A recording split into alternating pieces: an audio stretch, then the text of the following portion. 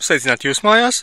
Kā es esmu otrais hidroksīda projekts darbojas, tāpat kā pirmais, bet tad viņš ir darbojies kaut kādas, pastīsimies, 10 minūtes, un nekas vēl nav apstājies.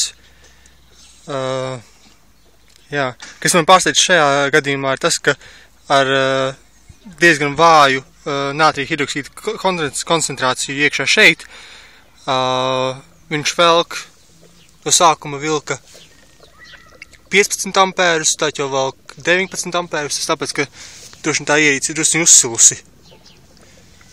Varbūt drusciņ. Jā, tas ir tas, kas man pārsteidz. Tātad šis tieši šis specifiskais ģenerators nedrīkst darboties vairāk par 2 stundām, jo tad viņš kļūst pārāk karsts un motorā iekļūst tvaiki, ūdens tvaiki, kas nav vēlams. Tātad, līdz 2 stundām var darboties. Tas arī viss, un kā redzams, viņš burbuļo diezgan ņipri. Iepriekšējais burbuļoja tā šis tas, bet, šis burbuļo tā ne pa jokam.